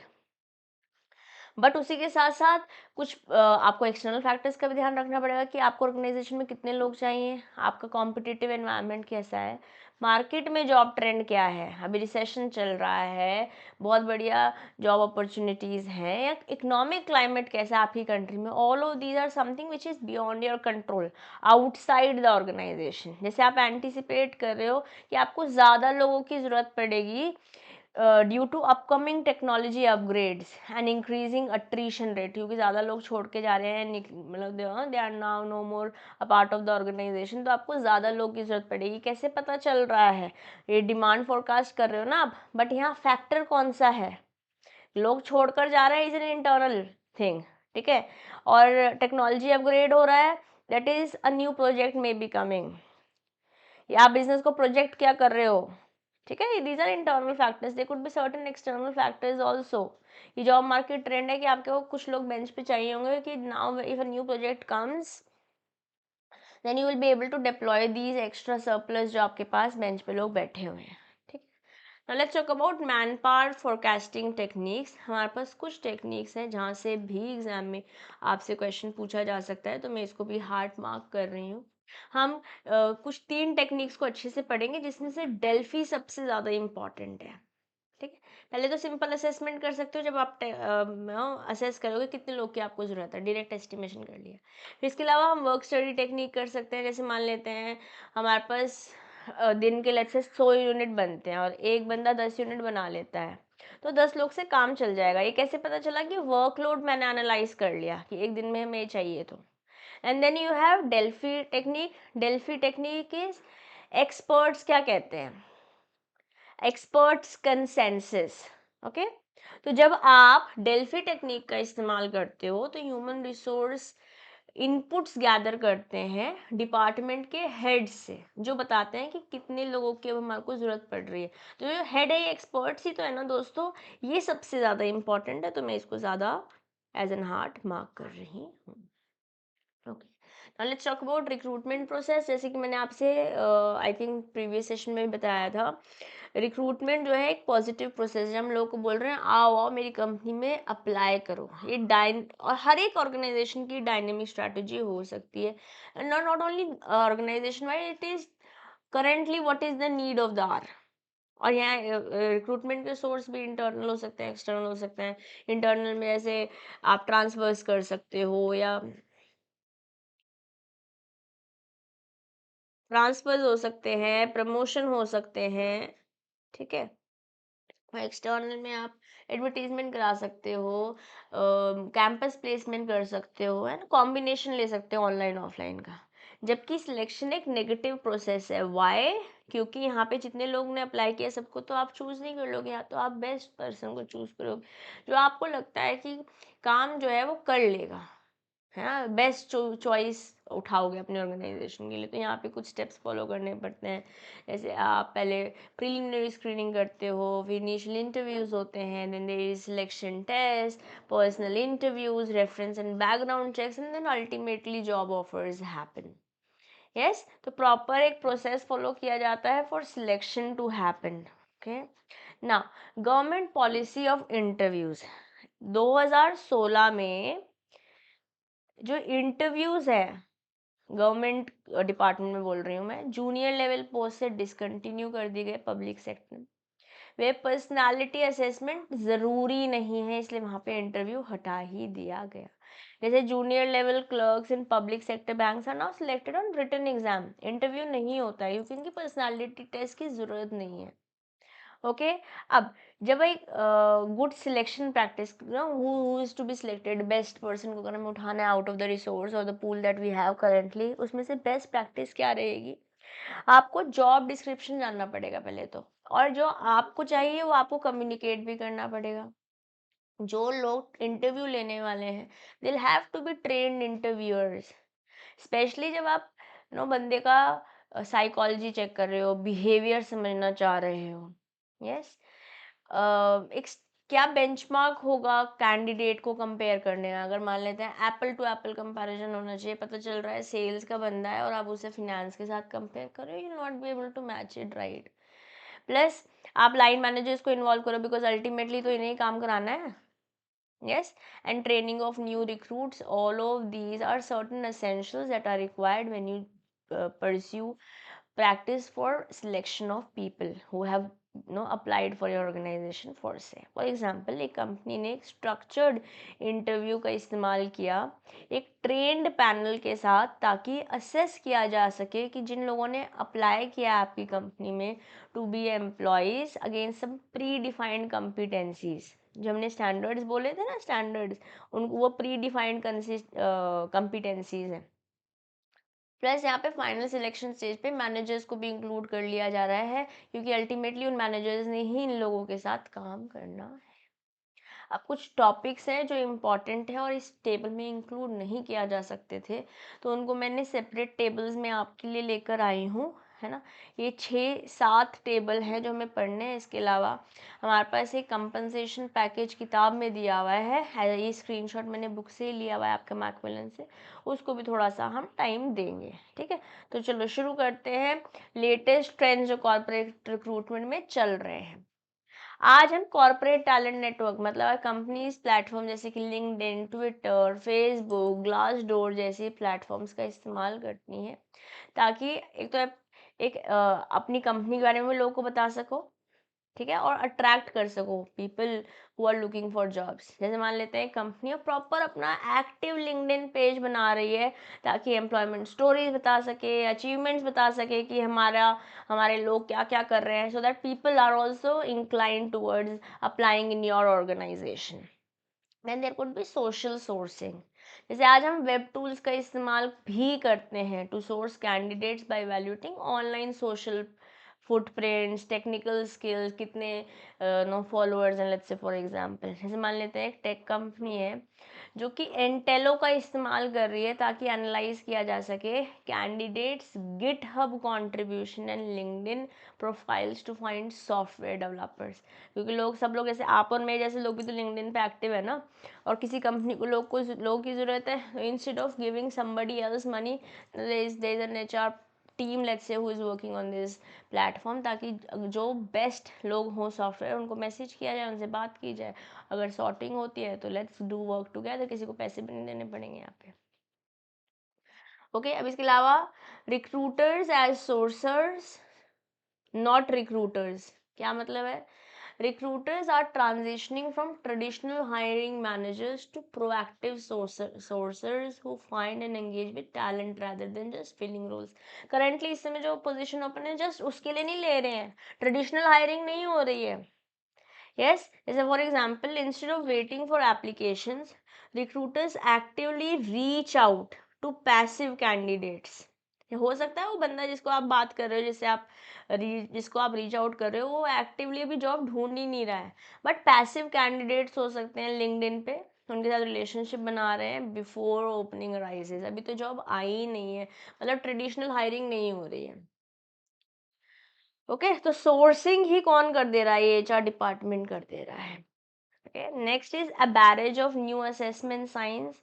आज हम एडवांस असेसमेंट टूल्स जैसे कि Myers Briggs, personality test, technical assessment जैसे टूल्स का इस्तेमाल करते हैं ताकि हम जो बंदे को उठा रहे हैं, सिलेक्ट कर रहे हैं, उस पोटेंशियल को इवैल्यूएट किया जा सके। जैसे फॉर एग्जांपल एक मार्केटिंग फर्म है, वो होगन पर्सनालिटी असेसमेंट करती है, एक तरीके का असेसमेंट टेस्ट होता है ताकि लीडरशिप पोटेंशियल समझ में आ पाए उस बंदे का जिसको हम उठा रहे हैं, जिसको हम सिलेक्ट कर रहे हैं।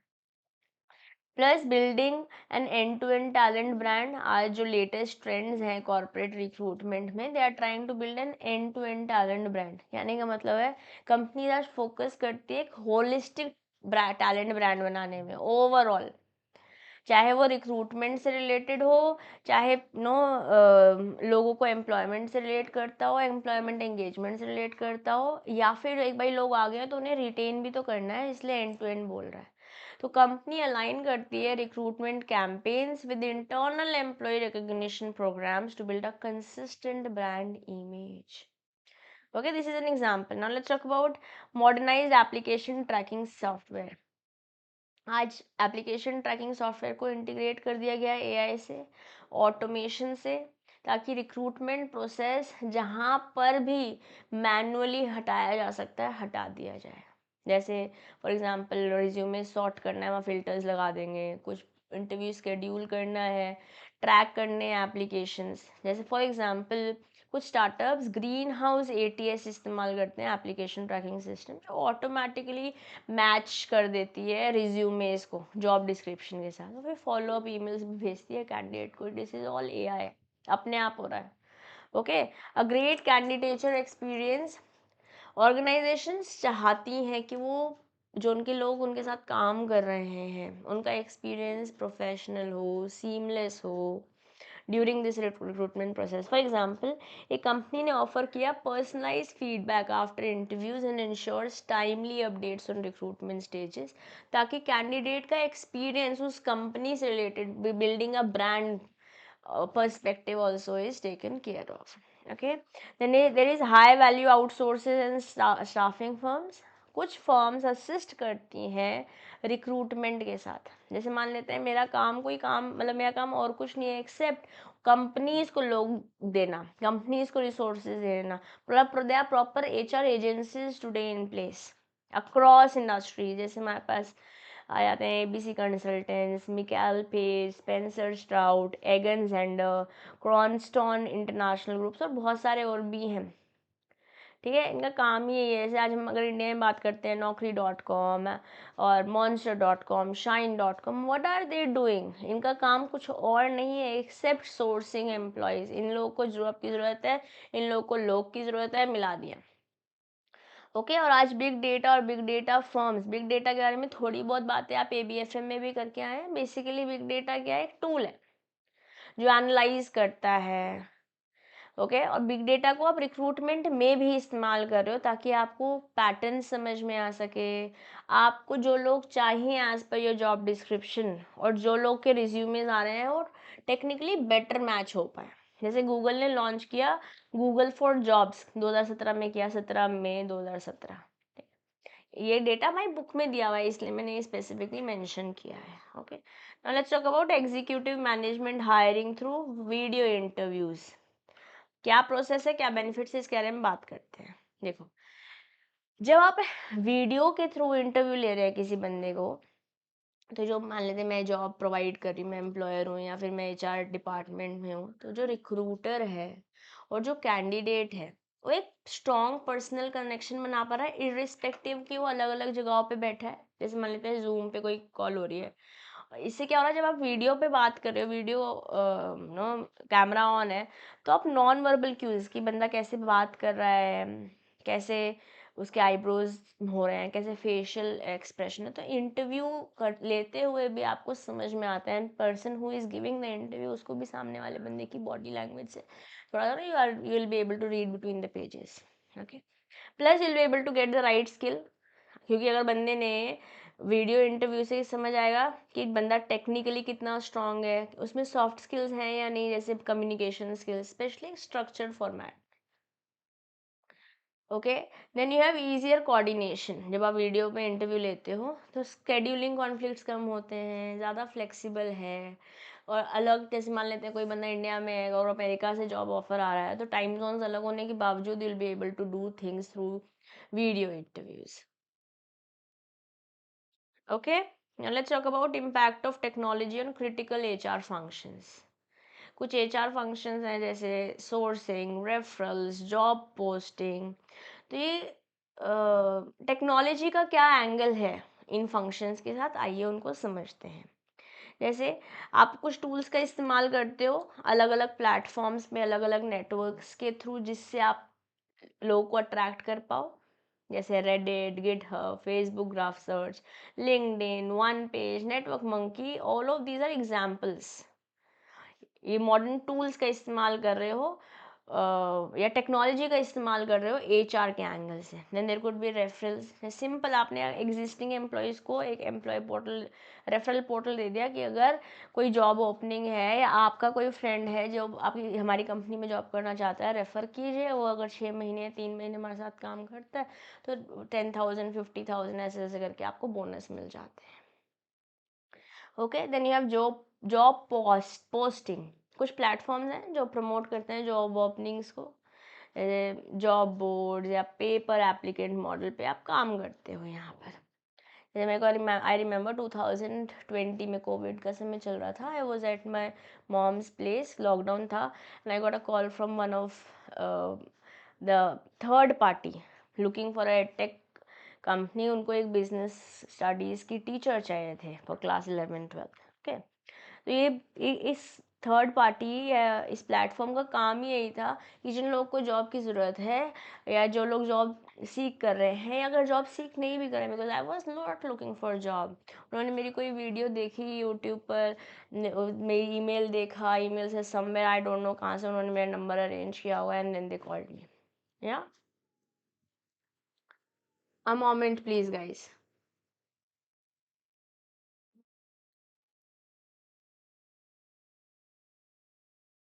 Okay, then you have candidate management. कुछ ऐसे टूल्स का इस्तेमाल किया जाता है जहाँ पे आप ट्रैक कर पाते हो, स्ट्रीमलाइन कर पाते हो कैंडिडेट एंगेजमेंट ड्यूरिंग रिक्रूटमेंट. जैसे वर्केबल, ये एक ट्रैकिंग सिस्टम है जो मैनेज करता है एप्लीकेशंस, कौन सी एप्लीकेशंस आई हुई हैं जॉब के लिए.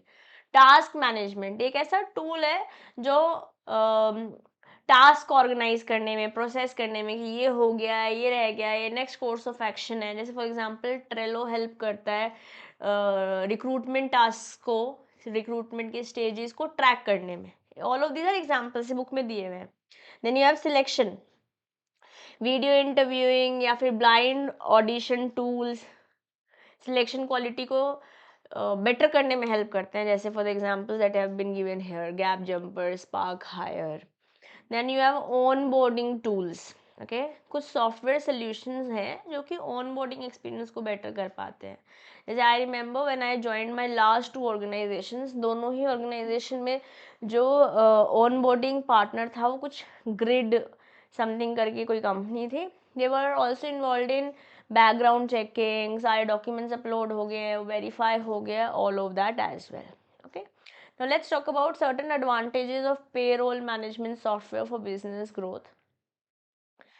इससे क्या होगा, अगर हमारे पास प्रॉपर एक पेरोल मैनेजमेंट सिस्टम होगा तो कॉस्टिंग बेटर हो पाएगी, इफेक्टिवली आप मिनिमाइज कर पाओगे मैनुअल एरर्स को.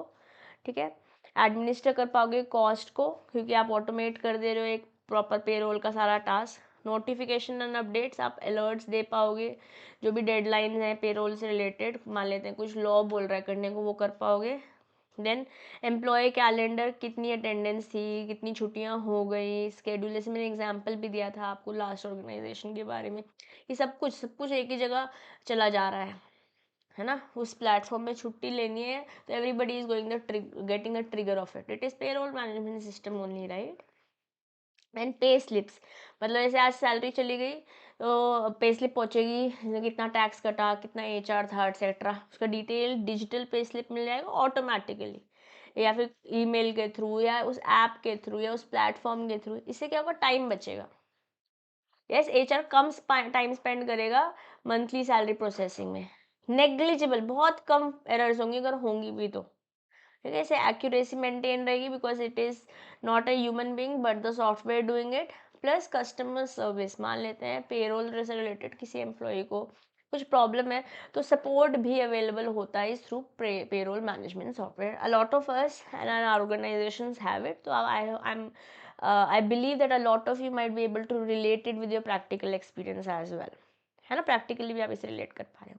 Now let's talk about human resource information system या ह्यूमन रिसोर्स मैनेजमेंट सिस्टम। इसके क्या बेनिफिट्स हैं, क्या फंक्शंस हैं। अगर मैं वेलफेयर और बेनिफिट्स के बारे में बात करती हूँ तो ह्यूमन रिसोर्स इंफॉर्मेशन सिस्टम आपको, जैसे कि कोई बेनिफिट है, मान लेते हैं आपने कोई इंश्योरेंस, जैसे आई रिमेंबर मेरे पापा का हार्ट सर्जरी थी, तो it I was able to get support from my insurance. Similarly उनका कुछ बैक का प्रोसीजर होना था, स्पाइनल कॉर्ड का, इट वॉज जो इन्फॉर्मेशन सिस्टम था वो मुझे, बिकॉज इंश्योरेंस के थ्रू अगर जा रहे थे तो कॉस्टिंग कम हो रही थी ना, ऑल ऑफ दैट, ठीक है ना। तो human resource information system monitor करता है, अपडेट देता है बेनिफिट्स कि आप कितने अमाउंट के लिए एलिजिबल हो, जैसे इंश्योरेंस के बारे में बात करें या रिटायरमेंट प्लान है, लीव पॉलिसी है, let's say, okay. Plus payroll को आप अच्छे से हैंडल कर पाते हो when you have this HRM system और HRIS सिस्टम, ओके। यहाँ पे ऑटोमेट हो पाती हैं सैलरी कैलकुलेशन, टैक्स कंप्लायंसेस, जो भी आपका CTC है उसके बेसिस पे हो जाएगा। Will be able to record employee record handling easy हो पाएगी। डिजिटल फाइल्स हैं, सब कुछ मैनुअली नहीं है, खोने का डर नहीं है, everything is there stored on at a platform. Recruitment, selection, sourcing, hiring process आसान हो जाएगा, ऑटोमेट हो पाएगा when you have a system like this. Training और डेवलपमेंट, क्या प्रोग्रेस है, क्या कोई स्किल गैप्स हैं तो उस पर ट्रेनिंग और दी जा सकती है, कस्टमाइजेबल प्रोग्राम्स पर चलाए जा सकते हैं। परफॉर्मेंस को मैनेज किया जा सकता है, इसके बारे में हमने आज के सेशन में इनिशियली भी बात करी थी, आज यूनिट 10 है वो इसी पे ही प्रिसाइजली बात करता है। Plus you will also be able to manage attendance, work hours, leaves, absenteeism. Basically अगर आप फिजिकली किसी ऑर्गेनाइजेशन में आते हो, बायोमेट्रिक सिस्टम एक्यूरेसी इंटीग्रेट कर दिया जाता है इस इंफॉर्मेशन सिस्टम के साथ। Okay, now we also have internet and social media, जो आज कम्युनिकेशन टूल्स जैसे काम कर रहे हैं। जैसे हमारे पास IM है, स्लैक, माइक्रोसॉफ्ट टीम्स, बातचीत करने के लिए कम्युनिकेशन। डिस्कशन फोरम्स हैं जहाँ पे क्रॉस डिपार्टमेंटल प्रॉब्लम सॉल्विंग हो सकती है। Basically you share your knowledge, collaboration होते हैं। Then you have gamification also, आज लीडर बोर्ड्स हैं, क्विजेज हैं, मेंटी क्विजेज हैं, यूट्यूब पे भी होता है। Yes, you also have social media, जैसे कंपनीज यूज़ करती है यामर या लिंक्डइन, कुछ अचीवमेंट्स हैं, कुछ अपडेट्स हैं, कोई स्टार्टअप यूनिकॉर्न हो गया है। All of these are tools और use cases of these tools और mediums that I am sharing on with you guys on the screen. Now the last topic of unit 9, that is compensation. Strategic compensation, मतलब जो compensation package है वो organisation के goals के साथ और objectives के साथ अलाइन होना चाहिए। अगर आपको लगता है कि कहीं पे परफॉर्मेंस लिंक्ड इंसेंटिव्स होने चाहिए, कुछ वेरिएबल्स होने चाहिए, तो वो भी डिज़ाइन होने चाहिए। तो अल्टीमेटली जो कॉस्ट टू कंपनी है, मतलब कंपनी की जेब से कितना पैसा जा रहा है, तो उसमें बेसिक सैलरी तो है, बट उसी के साथ अलाउंसेस, इंश्योरेंसेस और अदर बेनिफिट्स भी आ जाते हैं। Okay, now also let's talk about incentive based compensation. ना जब कुछ एडिशनल मिल रहा होता है ना, तो बंदा भागता है उसके लिए, है ना, उसकी मोटिवेशन बेटर हो पाती है। बट उससे ये भी हो जाता है कि आप ज़्यादा काम करने लगते हो, because you want that extra happening, you want that extra incentive. ठीक है, तो वहाँ पर से कुछ पब्लिक सेक्टर बैंक से कंपनसेशन पैकेज बता रखे हैं, scale 1, scale 2, scale 3, scale 4 and 5 and top management. And I urge you guys, क्योंकि ये बुक में दिया हुआ है, इसको पढ़ना ज़रूर है। अभी मेरे पास थोड़ा सा टाइम का लिमिटेशन है, तो मैं आपको ये रीड तो नहीं करके बता पाऊंगी, but I have included it there for you. Okay, जैसे चलो let's do it. Basic pay allowances, कुछ अदर परक्विजिट्स इसमें ऐड हो जाते हैं जूनियर मैनेजमेंट में। नॉर्मल पे में बेसिक पे अलाउंसेस बाकी सब आ जाते हैं विद स्केल 2, इसी तरीके से with scale 3, with scale 4 and 5, with scale 6 and 7, plus additional benefits भी आ जाते हैं टॉप लेवल में। बट ये स्केल्स क्या हमें पता होना चाहिए, कंपनसेशन स्ट्रक्चर तो बहुत सिंपल है, बट स्केल्स क्या हमें पता होना चाहिए, बिल्कुल, क्योंकि ये आपकी बुक से ही मैंने कंटेंट उठाया है exactly. Okay, it is not something that I have designed myself. Okay, now let's talk about the last unit, that is performance management. ये unit 9 जितना बड़ा तो नहीं है, but हाँ बड़ा तो है। ठीक है। तो थोड़ा सा मैं स्पीड यहाँ पर भी रखूँगी बिकॉज अब हमारा BRBL का सेशन भी शुरू होने वाला है, तो I just quickly try to include the pointers of this chapter too. Now performance management क्या एक सिस्टमैटिक प्रोसेस है जहाँ पे ऑर्गेनाइजेशन इन्वॉल्व करती है एम्प्लॉयज़ को ताकि ऑर्गेनाइजेशन की इफेक्टिवनेस बेटर हो पाए। यस क्योंकि यहाँ पे इंडिविजुअल के गोल्स को, ग्रुप के गोल्स को, ग्रुप के एफर्ट्स को, इंडिविजुअल के एफर्ट्स को ऑर्गेनाइजेशन के गोल से मैच कर दिया जा रहा है। जैसे फॉर एग्जांपल एक सेल्स ट्रेनिंग प्रोग्राम इसलिए किया जा रहा है ताकि रेवेन्यू बढ़ाई जा सके, क्लाइंट का सेटिस्फैक्शन बढ़ाया जा सके, बट जो ये ट्रेनिंग प्रोग्राम है कर किसके लिए है? परफॉर्मेंस को मैनेज करने के लिए कर रहे हैं ना। ठीक है। अब जो ये परफॉर्मेंस मैनेजमेंट सिस्टम है ये है क्या?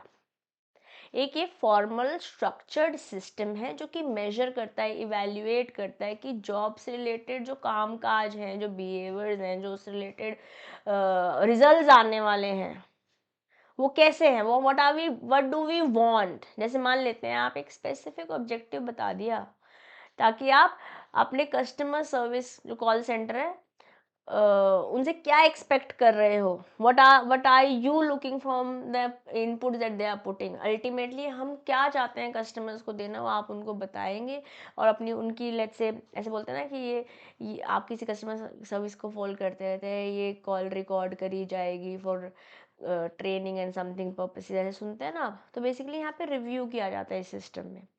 Then what is performance appraisal? Performance appraisal में हर हम सबका होता है, जब भी हम जॉब करते हैं तो परफॉर्मेंस अप्रेजल होता है कि आपसे हमने आपके KRAs ये थे, आपने ऐसे किया है, आपने पीयर में अगर हम कंपेयर करते हैं तो आप यहाँ स्टैंड करते हो, एटसेट्रा एटसेट्रा। तो basically again it's a structured system जो इवेल्युएट करता है how well have you performed, और अगर कुछ क्रिटिकल फीडबैक है, कंस्ट्रक्टिव फीडबैक है, फ्यूचर में कैसे परफॉर्मेंस को बेटर किया जा सकता है, वो भी परफॉर्मेंस अप्रेजल में टेकन केयर किया जाता है। इसके अलावा हमारे पास एक परफॉर्मेंस मैनेजमेंट साइकिल है जहाँ हमारे पास 4 फेजेस हैं। क्या है वो phases? Plan, do, review and revise. Okay. जब आप एक स्मार्ट गोल देते हो ना एम्प्लॉयज को, that's how you plan. Okay. Then you implement training ताकि स्किल्स लोगों की बेटर हो पाए। रिव्यू क्वार्टरली मीटिंग्स करो कि आप know this is what is expected out of you and this is what you are doing, and now you revise your goals कि first quarter में इतना आप तो सेकंड क्वार्टर में कितना होने वाला है। These are cycle. Is this important? Definitely is important and I urge you to learn this one. ना कुछ कुछ पॉइंट्स हैं जो परफॉर्मेंस मैनेजमेंट में आ जाते हैं, जैसे कि इंडिविजुअल के खुद के गोल सेटअप करना, ऑर्गेनाइजेशन के गोल से उन गोल्स को सेट करना, जैसे मैनेजमेंट बाय ऑब्जेक्टिव में हमने पढ़ा है। गोल्स को असेस करना कि टू हाई ऑफ गोल्स तो नहीं हो गए या फिर टू लो तो आपने अपने गोल सेट नहीं कर दिए हैं। yes, then you have performance appraisal process. How does this process work? एक series है, मतलब there are certain steps that you follow. There are these 6 steps that you follow to for this appraisal, performance appraisal to happen. सबसे पहले standards बताओ, लोगों को बताओ भाई हम आपसे क्या एक्सपेक्ट कर रहे हैं इस जॉब रोल में। आपको क्लियरली डिफाइन करना पड़ेगा what are your key responsibility areas. Okay, establish कर दिए पहले, तो पहले आप बनाइए as an organization you make these goals. Now you tell the people what is organization expecting from you. जैसे आपने एक 101 मीटिंग कर ली एम्प्लॉय के साथ, एक मैनेजर ने क्लैरिफाई कर दिया कि भाई इस मैट्रिक्स पे आपको जज किया जाएगा, ये सेल्स टारगेट्स है, ये प्रोजेक्ट गाइडलाइंस है। अभी हो गया, अब एक्चुअली देखो कितना हुआ है, गैदर करो डेटा, सेल्स फिगर्स, क्लाइंट्स का फीडबैक। ओके, फिर कंपेयर करो जो आपने सेट किया था और एक्चुअली में हुआ है। जो मंथली रिव्यूज़ हो सकते हैं, क्वार्टरली रिव्यूज़ हो सकते हैं, अगर मैं सेल्स की बात करूँ तो जनरली मंथली रहते हैं। फिर डिस्कस करो अप्रेजल कि देखो भैया आपने तो आउटस्टैंडिंग परफॉर्मेंस करी है, या हम आपसे ये एक्सपेक्ट कर रहे थे बट आपने तुम्हारा टारगेट मीट नहीं किया है, जस्ट टारगेट मीट किया है। तो बेसिकली यू डू दैट। फिर एक करेक्टिव एक्शन लेकर आओ and then this is how you will be able to create a performance appraisal process. Is this important? Indeed, yet again this also is important. ठीक है। अब कुछ techniques का इस्तेमाल करते हो, कुछ मेथड्स का इस्तेमाल करते हो आप परफॉर्मेंस अप्रेजल में, जैसे पास्ट ओरिएंटेड मेथड्स हो सकते हैं, रेटिंग स्केल्स हो सकते हैं।